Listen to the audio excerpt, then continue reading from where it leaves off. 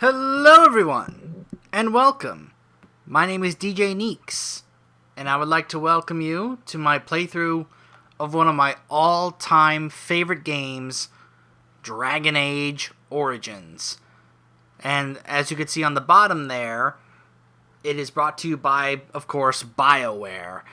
Now, I do want to say that whereas Mass Effect was the Star Wars trilogy for BioWare, in terms of, that kind of franchise, Dragon Age, to me, became their Lord of the Rings franchise. It's a fantasy RPG. It's what you would expect. It's extreme. It's pretty similar to Lord of the Rings. It's got elves. It's got dwarves. It's got demons. It's got mages. It's got Templars. It's got deep underground dwarven cities. It's got ogres. It has dragons. It has all kinds of things that you would expect in a fantasy RPG, very similar to Lord of the Rings.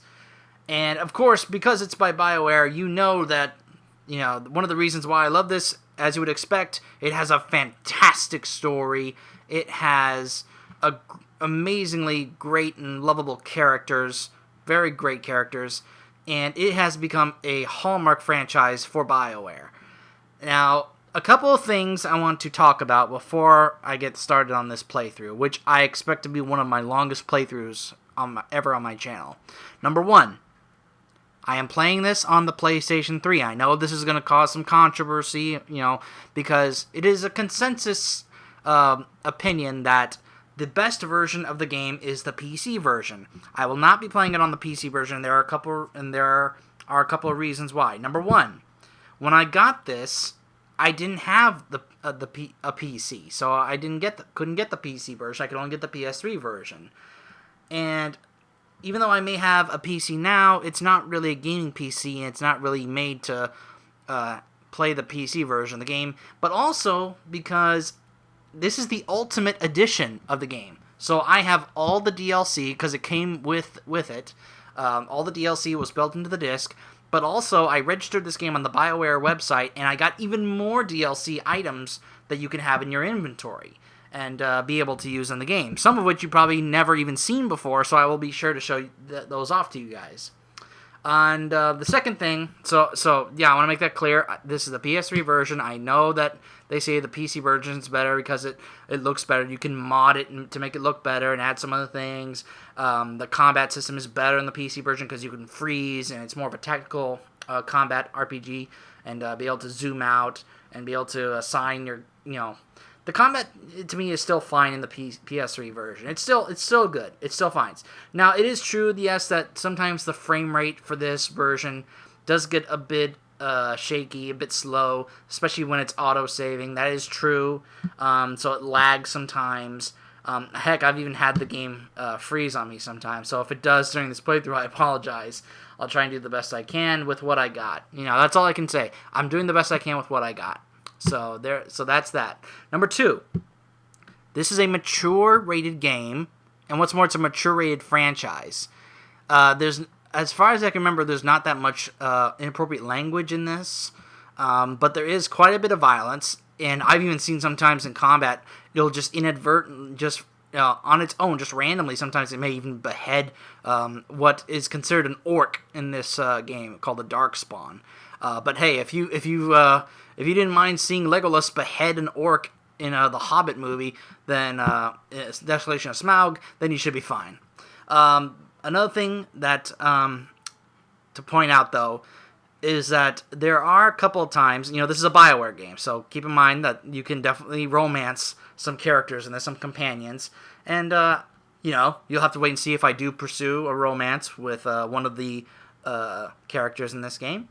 And also, there is an enemy. Sometimes, especially there's one particular demon that seems to take upon the form of a female body, and she doesn't really cover herself up all that much. There is no actual nudity in this game. There is no nudity, but she wears some clothing that's pretty revealing. So I would recommend kids don't watch this. If you're watching this and you have kids in the room, I would say check it out for yourself first. and then decide. But I would say wait until they're older to watch this. Yeah, I wouldn't say this is not that appropriate for kids. I mean, heck, just look at the logo there. It's the picture of a dragon, but it looks like it's made of blood. So yeah, it's pretty bloody and gory in this. I mean, heck, so you'll have conversations where after you fought a battle, you'll have a little splashes or splotches of blood on your face. So even though it looks kind of silly. I believe this game came out in 2007. So yeah, it may not look that great because the graphics are not that great. Even though on the bottom there it faded, it does say 2009 Electronic Arts Incorporated. I think that's may have been when the Ultimate Edition came out, because I think the game actually came out in 2007 originally. Because as far as I can remember, this came out first, and then Mass Effect 1 came out the next year. So this was actually the first, and it was such a highly acclaimed game. So, all right, so I want to get those out. The mature cautionary, don't let kids watch this. Kids, don't you watch this, go ask your parents. And also that, yeah, this is the PS3 version, the Ultimate Edition with all the DLC. It's not the PC version, deal with it. In fact, you can see here, these are some of the different, this is the expansion. It's a full-on expansion for the game that once you beat this game, you can import the character you make in this one into this and continue the story. Here's some of the other DLCs, such as the Darkspawn Chronicles, an alternate story kind of DLC. This is another one that explores one of the characters we'll meet later in the game, Leliana. This, the Golems of Amgarok, yeah, look at that. He looks like a pretty one, doesn't he? Yeah, this is a separate DLC, not really crucial to the story. It's extremely difficult. It's really, really, really hard to beat. In fact, I have never been able to beat this game on the hardest on the hard difficulty because it's so tough. Even though, you know, and I've tried, believe me, I've tried, and I cannot do it on the console. Maybe I could do it on the PC version, maybe, but I'm not completely sure.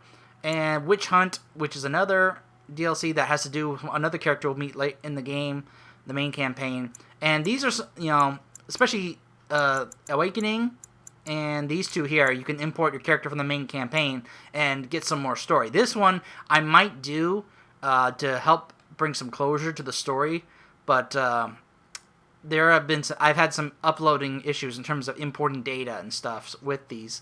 So how I choose to do these, you guys will have to wait and see.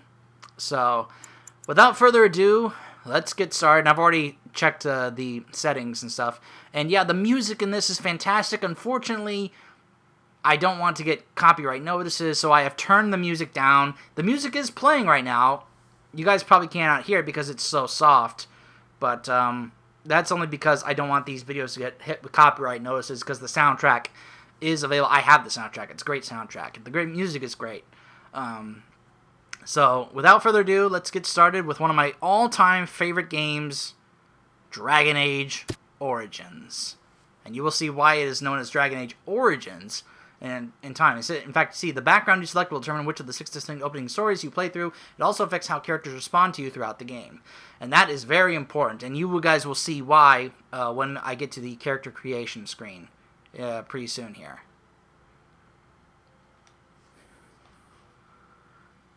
Like I said, I'm expecting this to be one of my longest playthroughs I will ever do on my channel. It's a pretty long game with a ton of stuff to do.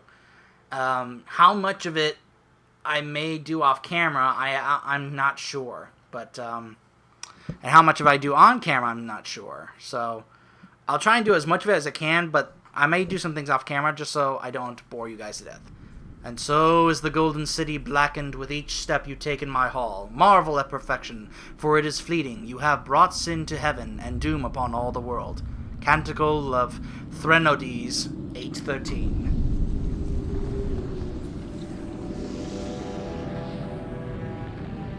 The chantry teaches us that it is the hubris of men which brought the Darkspawn into our world. The mages had sought to usurp heaven, but instead, they destroyed it. Huh.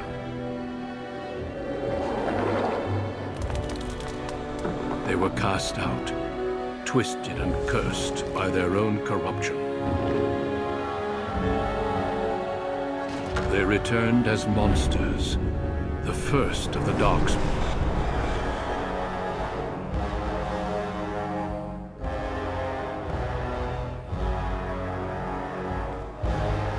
they became a blight upon the lands, unstoppable and relentless. Yikes. The dwarven kingdoms were the first to fall.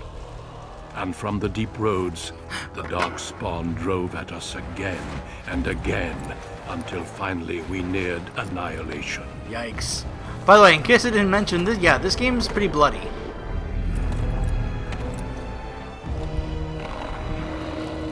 The dwarves' final stand with some golems there. Look at that, they got some golems with them. Oh, man. Yeah, this opening cutscene itself alone is pretty bloody. The Grey Wardens came. The Grey Wardens? Men and women from every race. Warriors and mages. Barbarians and kings. The Grey Wardens sacrificed everything to stem the tide of darkness. And prevailed. See what I mean? Oh, man. Flamethrower. Look at him. He's like Gimli. You may hear me quote Gimli sometimes in this playthrough. It may be unavoidable. Oh, gosh.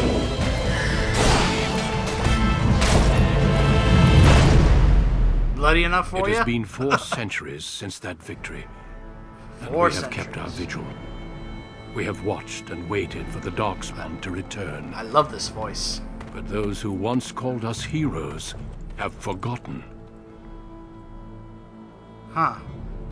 This must be the guy We are who's been few narrating, whose voice we And heard. our warnings have been ignored for too long. So he's a Grey Warden. Uh-oh. Behind you.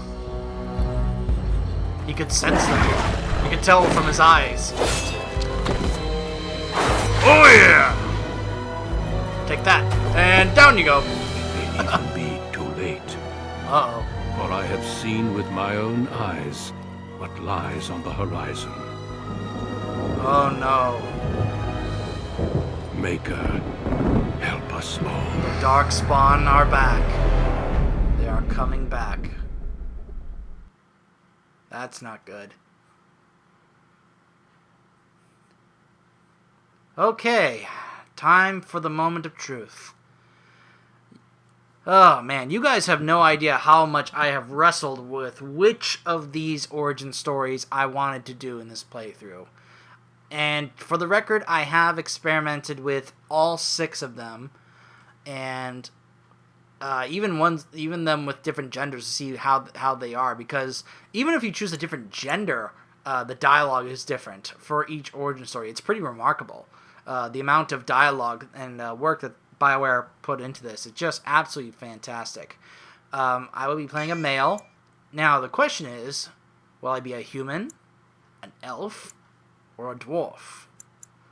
The most numerous yet the most divided of all the races. Only 4 times have they ever united under a single cause. The last being centuries ago. Religion and the chantry play a large part in human society. It distinguishes them culturally from elves and dwarves more than anything else. Humans can be warriors, rogues, or mages. Racial benefits: strength, dexterity, magic, cunning. Alright. Elves. Just see what he looks like. Huh. A little different. And dwarves. Yes. Alright. Alright, elf. Once enslaved by humans, most elves have all but lost their culture, scrounging an impoverished living in the slums of human cities. Only the nomadic Dalish tribes still cling to their traditions, living by the bow and the rule of their old gods as they roam the ancient forests, welcome nowhere else. Elves can be warriors, rogues, or mages. So if you want to do a mage, I mean, right there you get the racial benefits of willpower and magic, which are great for mages. So as you can see, humans and elves can be any of the 3 classes here, which is warrior, mage, and rogue. And then you have the dwarves.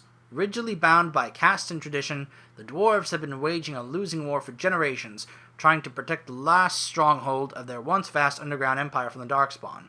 Dwarves are very tough and have a high resistance to all forms of magic, thus preventing them from becoming mages. Strength, dexterity, constitution, resist also magic. So, now, here's the differences when depending on what race and class you choose. Now, if I pick a human, and I pick mage, magical power, I can then get the Magi background. Dangerous as potent, you will know that magic is a curse for those lacking the will to control it. You anxiously await your harrowing, the one chance to prove yourself against the demons lurking without and within. Succeed or be slaughtered by the knights who ward against your kind. Now, if you choose either a warrior or rogue for the human, you can get the human noble's background. Born to wealth and power, second only to royalty, you find your training in both diplomacy and battle put to the test as your brother leads the bulk of your family's forces to war in the south. So that's if you're a human, you can either be the human noble or a mage or the magi. Now, if you choose an elf and you choose this, you still get the magi. But if you choose either a warrior or a rogue, you can get either the Dalish elf background or the city elf. Let's see, the Dalish elf. Proud of your role as one of the few true elves, you have always assumed you would spend your life with your tribe, until a chance encounter with a relic of your people's past threatens to tear you away from everything you have ever known. The city elf. You have always lived under the heavy thumb of your human overlords, but when a local lord claiming his privilege with the bride shatters your wedding day, the simmering racial tensions explode in a rain of vengeance. Yeah, pretty crazy. And then the dwarf. And see, you can't choose the mage. So, either the dwarf commoner or the dwarf noble. Dwarf commoner, born casteless in a land where rank is everything, bound as the lackey and thug of a local crime lord, you have spent your life invisible until chance thrusts you into the spotlight, where you can finally prove whether you will be defined by your actions or your birth. The noble. As the favorite child of the Dwarven King, you proudly take up your first military command, only to learn that the deadly intrigues of family and sycophants may pose a greater danger than even the battlefield. So yeah, you have 6 very interesting, very well done origin stories, and I do say that all 6 of these are very well done, pretty deep, and the way they pan out in the main campaign is each of them have effects is pretty good, is pretty cool. So I'm telling you guys, in fact, to this moment, I'm still conflicted about what origin story I want to do here.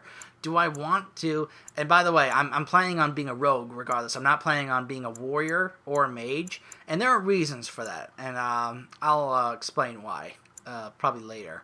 So, if I did a human rogue, I would be a human noble. And it's a pretty good story.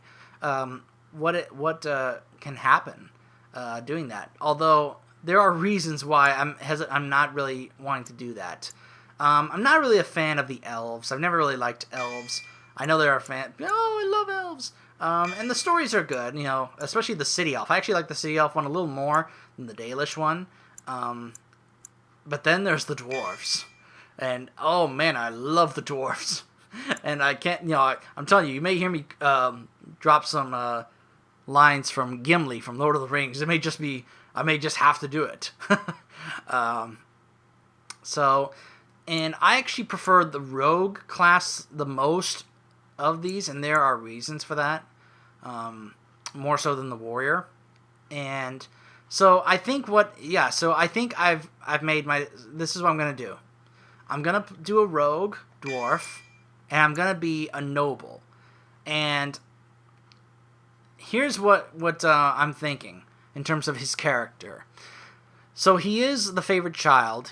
He's the second born, and he's a kind-hearted dwarf. He's not a complete, a stern, violent jerk like a lot of other dwarves he knows. In fact, he may know some family that may be like that, but he's more kind-hearted than that. He is more so interested in the well-being of his people, but he also doesn't want them to be stuck in their old ways, that he knows that he believes in change and embracing that sometimes change is just inevitable, and that there are sometimes you have to adapt and move forward if you want your people and your culture to survive. It may be different, but at least it will be able to continue. And that also is reflective in his style, whereas most dwarves are usually warriors that, you know, love to handle two-handed axes and sword and shield. He was more growing up. He was more interested in the art of the two-handed weapons. Not two-handed weapons. In the art of holding one-handed weapons in both hands.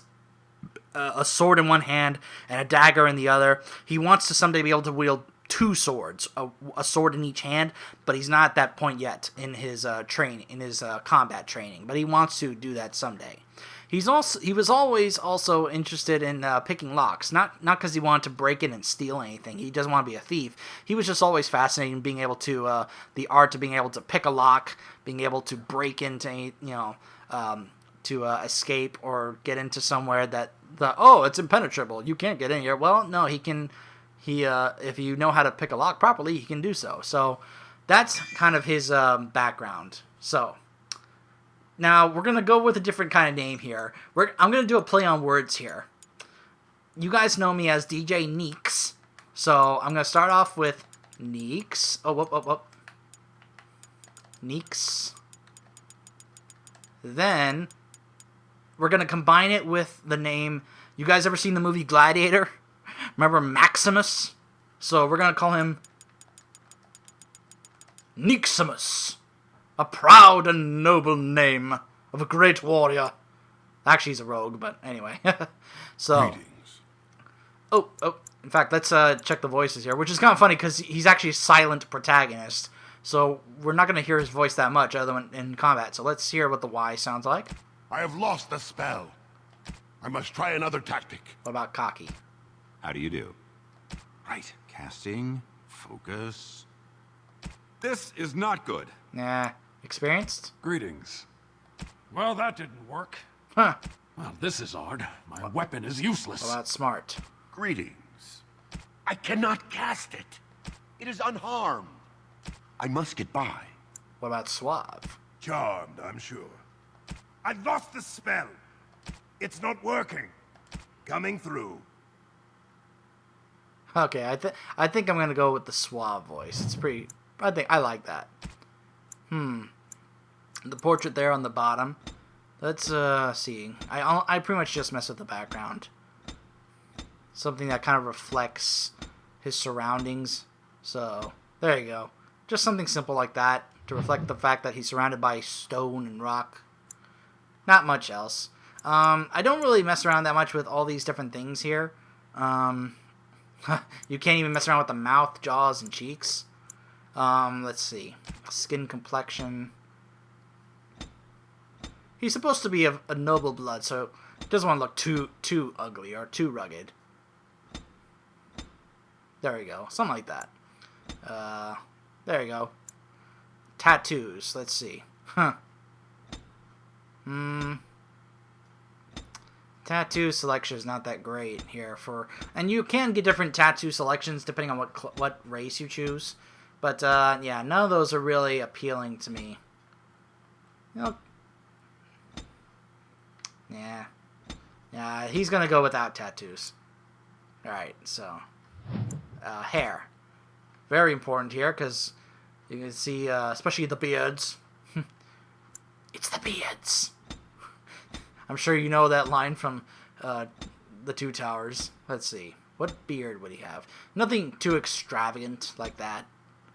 Maybe something kind of simple like this. Some of these pretty, elaborate beards. I think we'll go with this. Hair, yeah, no ponytails. Let's see. Something kind of normal looking. Something like that, maybe. Or this.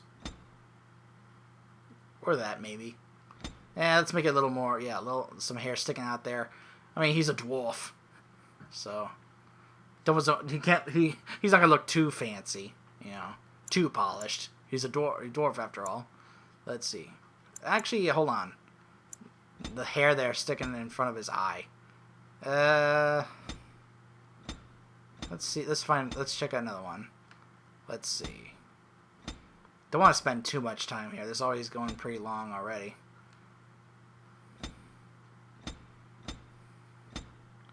Maybe this. Yeah, I think I like this. It's kind of normal looking. Kind of like my hair. I don't have it parted like that though, but anyway. Kind of brownish like mine. Although mine's a little darker, but yeah, if you could change the color, but there's, oh my gosh, goes red. Well, that's kind of, well, this is actually more so what my hair is like, dark brown. Yeah.